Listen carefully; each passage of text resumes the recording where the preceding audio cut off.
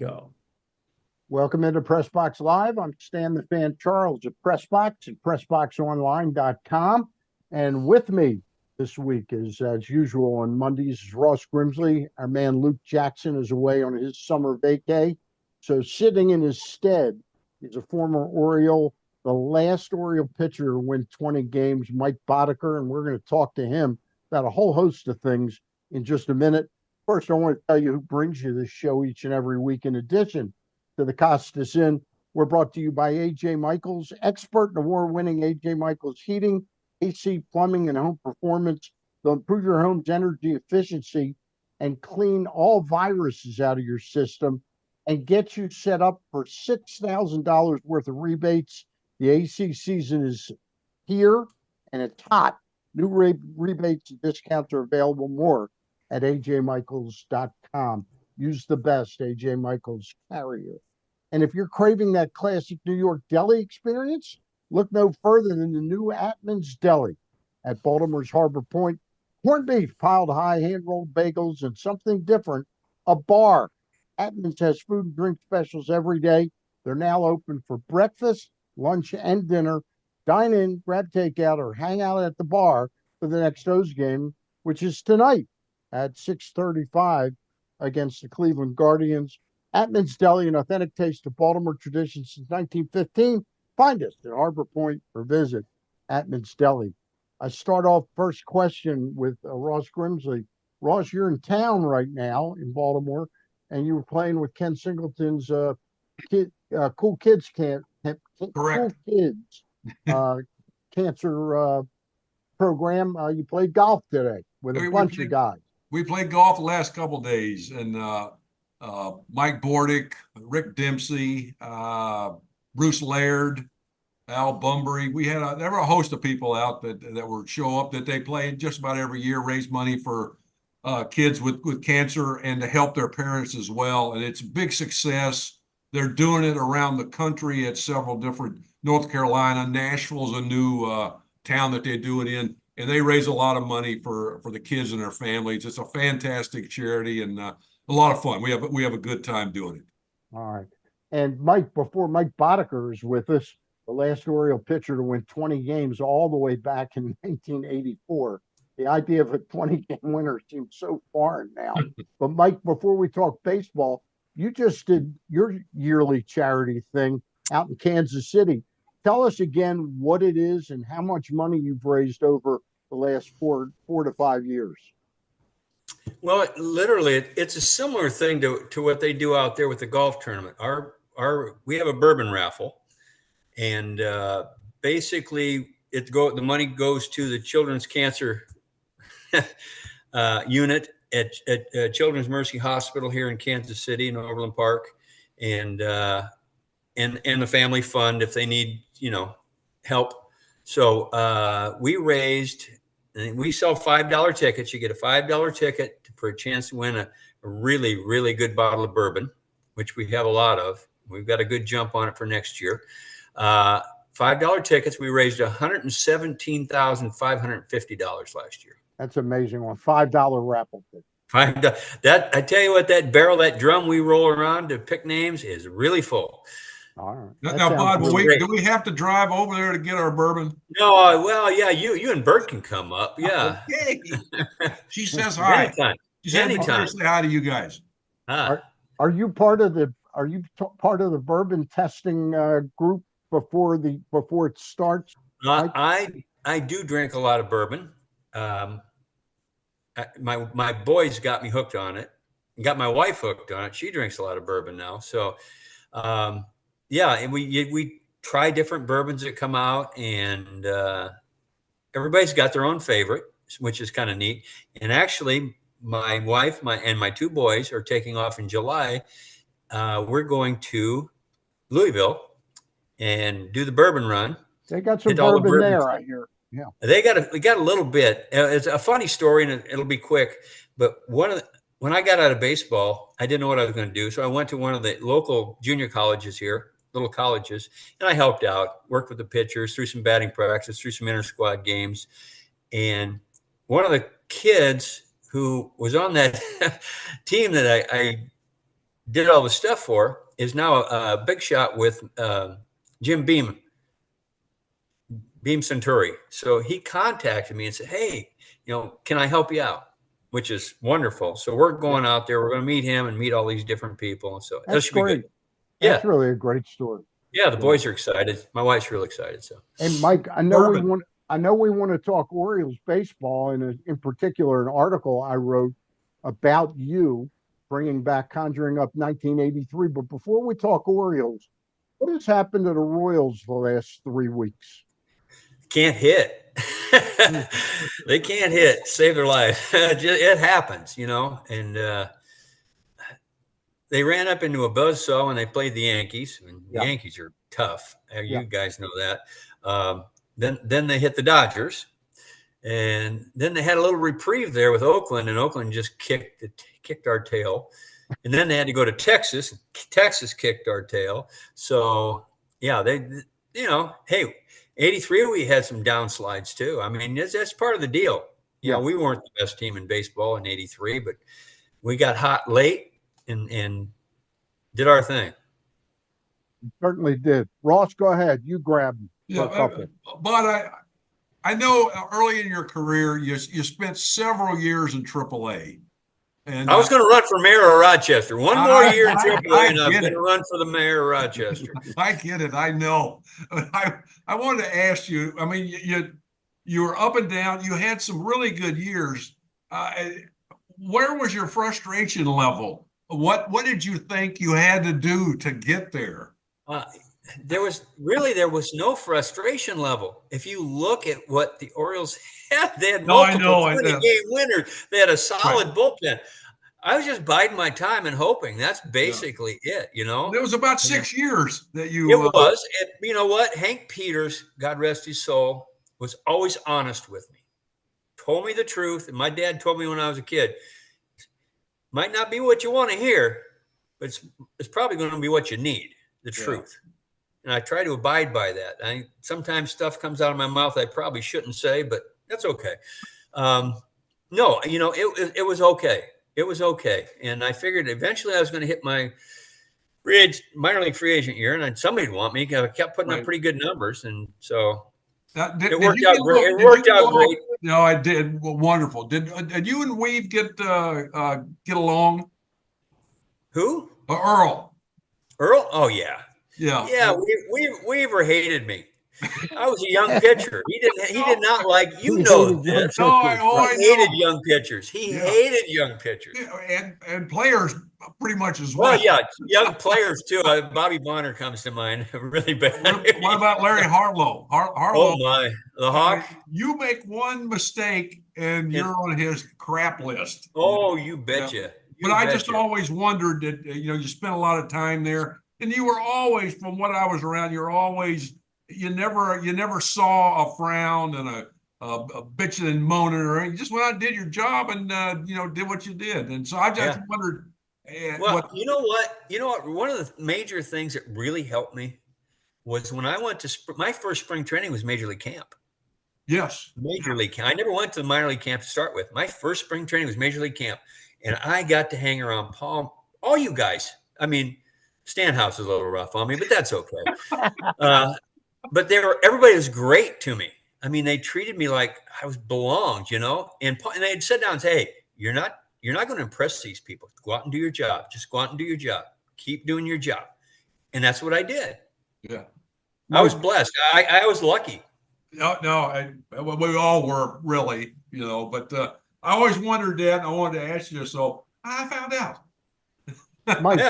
Mike, I just wrote a piece last week, and I told you earlier today we were going to talk about it a little bit. Yeah. I'm not comparing you to Cade Povich, and I'm not saying Cade Povich is going to come up and win 16 games like you did when Mike Flanagan went down. Although, ironically, who had you been called up for? Was it an injury to Palmer? Yeah, Palmer had his bad neck.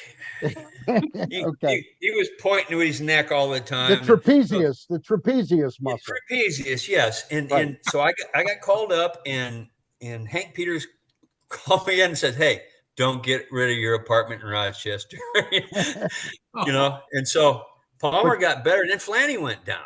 But Flanny went down the same day you were scheduled to make only go your down. second major league start. He went down in the first game He of a went down the doubleheader. first game. Yes. Right. Yeah. And you got your opportunity there. There was no turning back then. They needed you.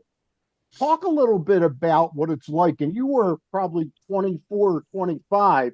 Povich is 22. He's not nearly as polished as you were, but there's an opportunity for Povich.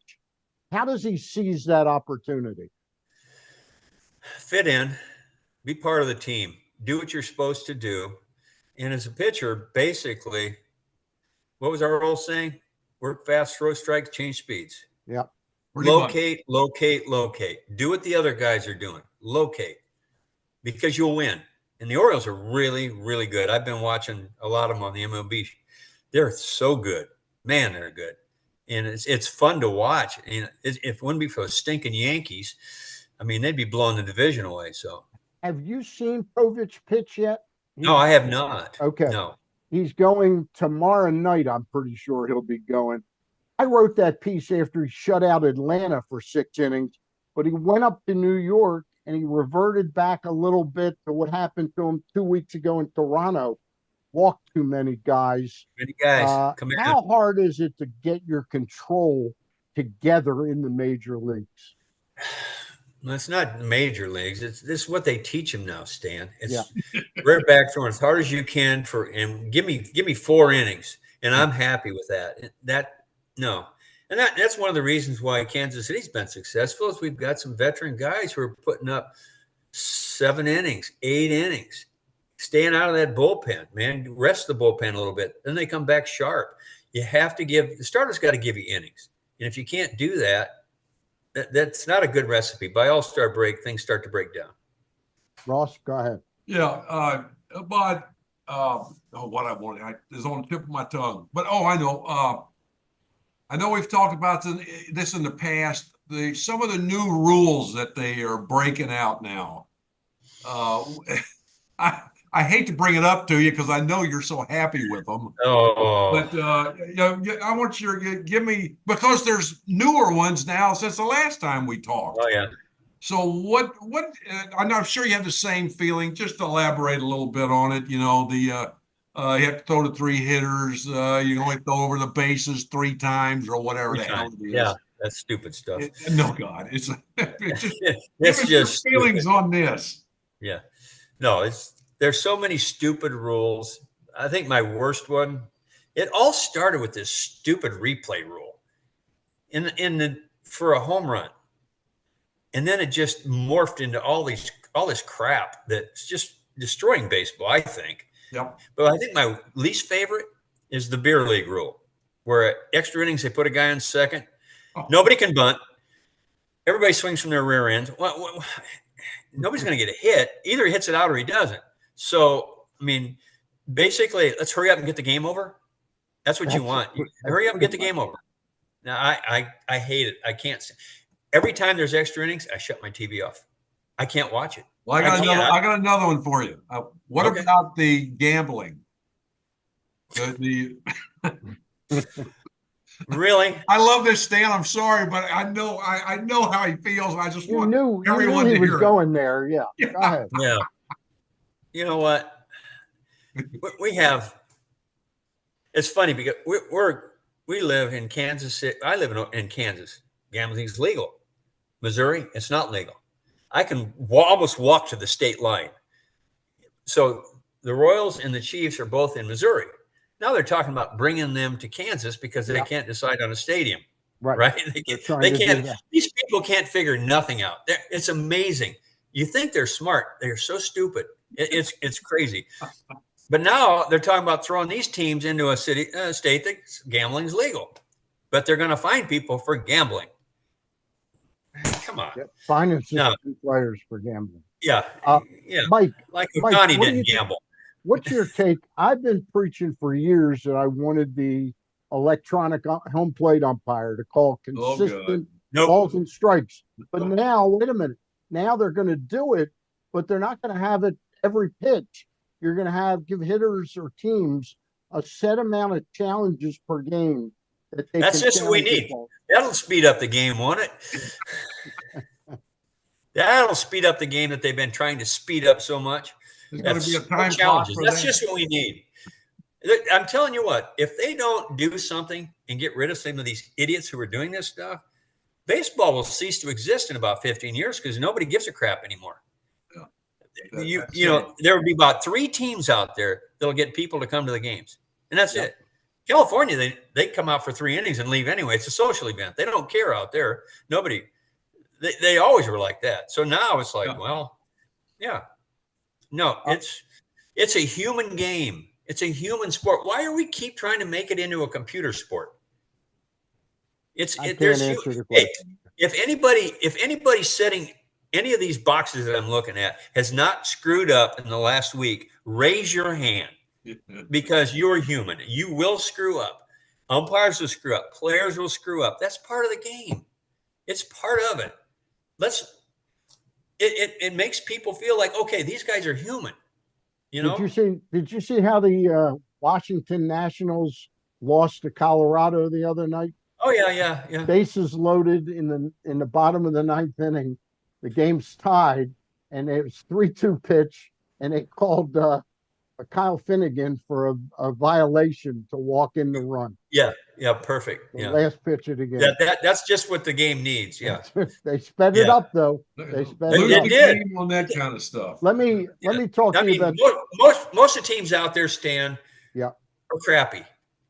There's a handful of really good teams, right? Right. So I guess, and Whitey Herzog said this: if you're going to play like horse crap, at least do it fast. At least do it. So maybe that's what they want.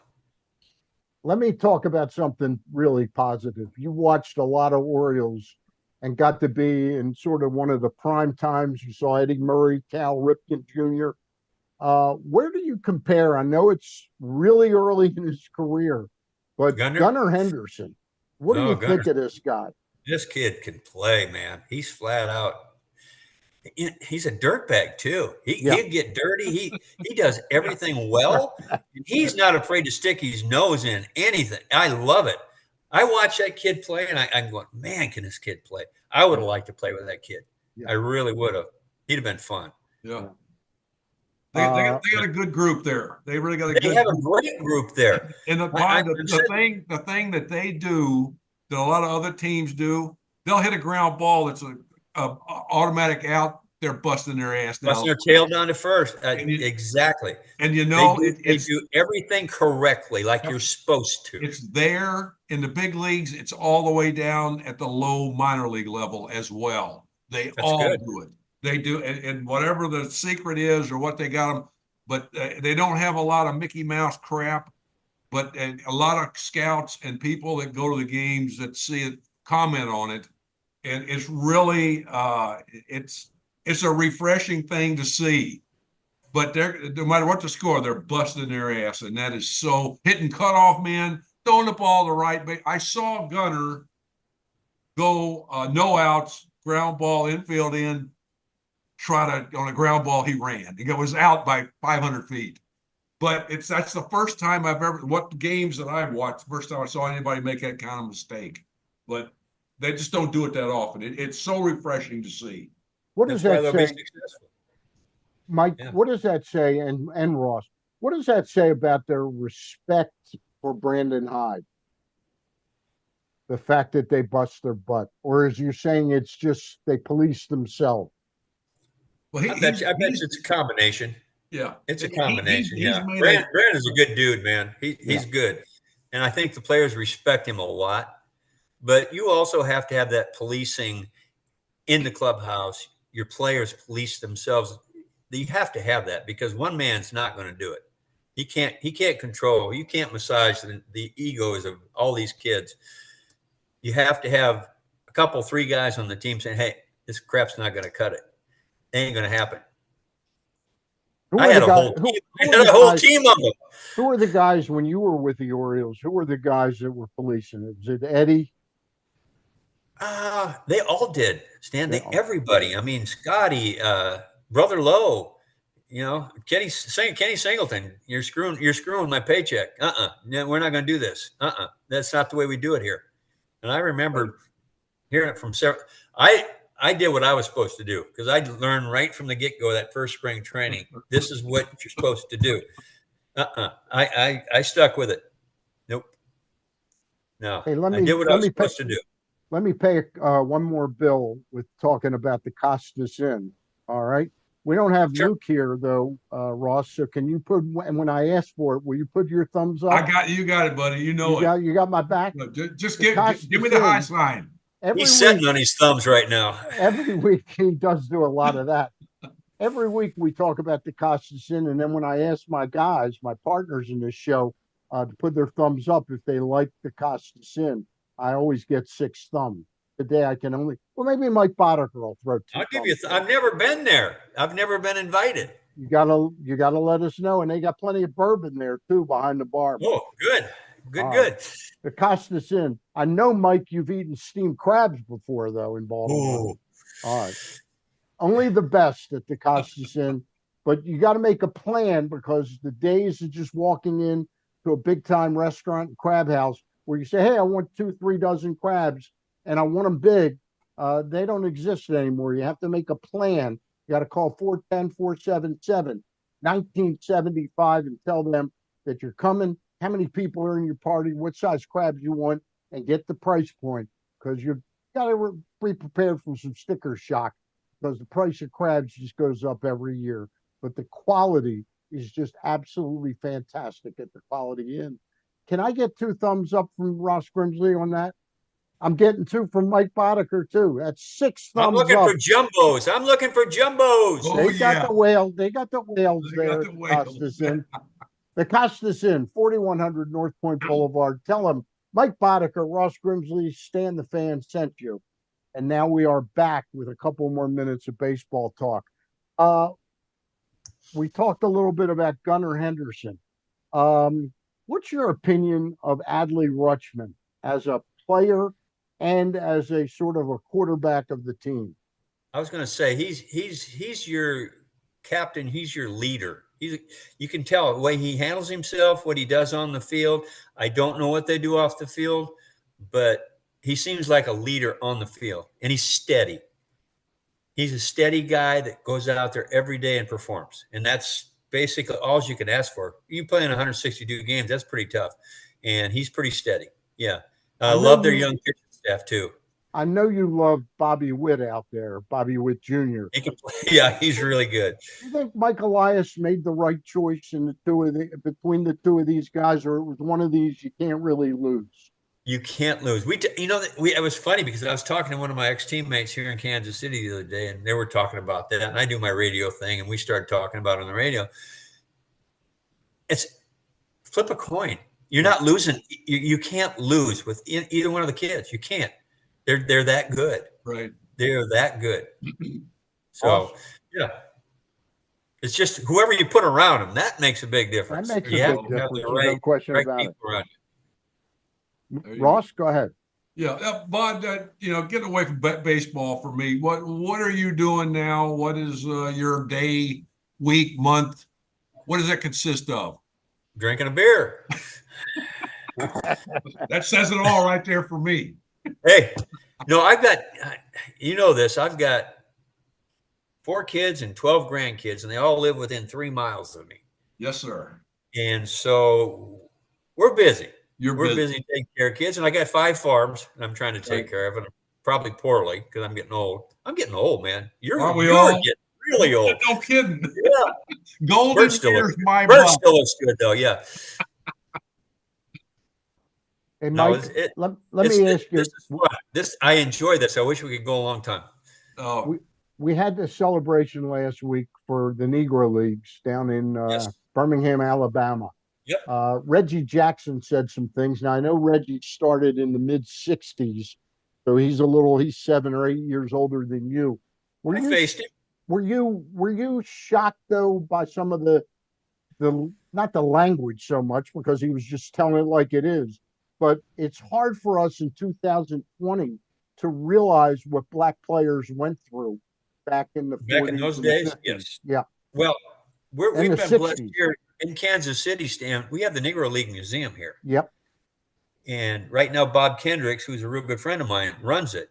what a great man. He was down there during the thing, and they had him on, and I was listening to him. Yeah, it's what those guys went through, and like you said, it was for the love of the game, and it's fun to see them getting some respect now, because I've been to the museum several times. Bob gives great tours, by the way, if you ever get here and take a tour.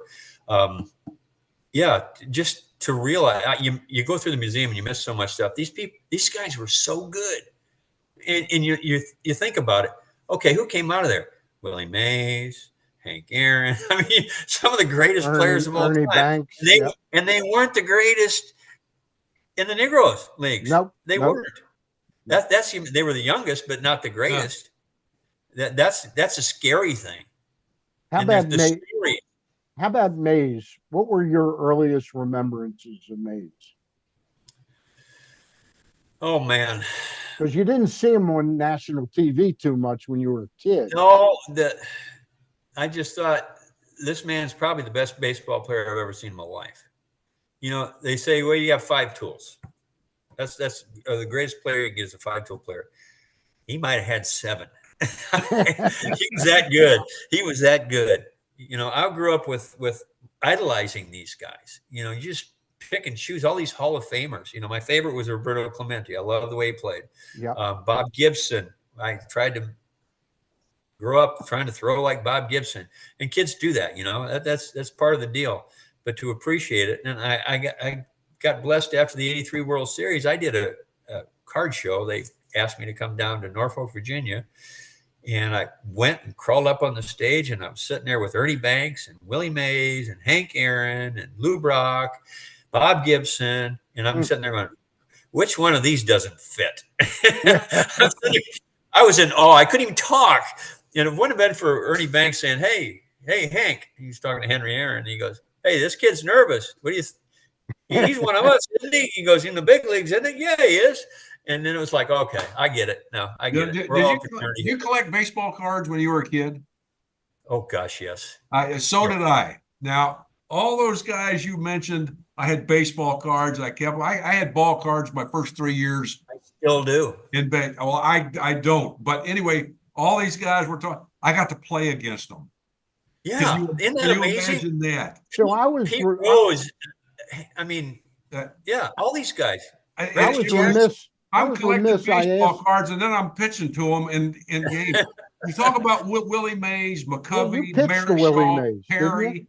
You pitched to Willie Mays, didn't you? Yes. Ross. He pitched Babe Mike Ruth. what he thought of I looked, the first time I faced him was 1971, and I think it was in San Francisco, and I struck him out 3 times.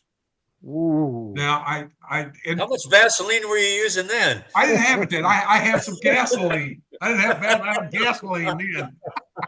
But hey, and obviously it was into his career. It was toward the end. So he ended up with the Mets. And so I wanted an autograph, and I sent the bat boy over to get his autograph and tell him, and he brings it back, and it was scribbled. I couldn't read it. So I said, can you take that back and tell him it's for me? I'm pitching against him tonight. And so he wrote it real plain and give it to me. Well, I struck him out 3 times again. He didn't care for me. But did he ever get a hit off of you? Oh, yeah. He hit a home run. Run. But one of the funniest things, he was always him, Cepeda, McCovey, all the guys when I was with the Giants, they were always in spring training and always around. So Mays was at the batting cage, and Cepeda, who I become good friends with, I said, Willie, Ross Grimsley, and Cepeda grabbed me. He goes, he knows who the hell you are. I'm going, oh, yeah. No, he goes, he knows every left-hander he faced. That shot me down right there. But, yeah, I mean, it was such a dream come true to play against these. I pitched a 2-hitter in the playoffs in 1972 against the Pirates in the 4th game of the National League Championship. Clemente got both hits. He got his last home run off of me. It was a ball a foot, 2 feet outside and over his head, and he hit it over the right field wall in Cincinnati. But people say that he pitched a 2-hitter. I said, you know who got the 2 hits?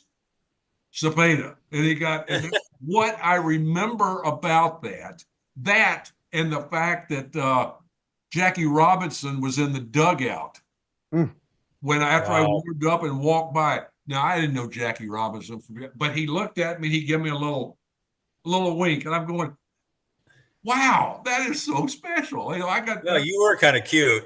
Oh God, you know it, yeah.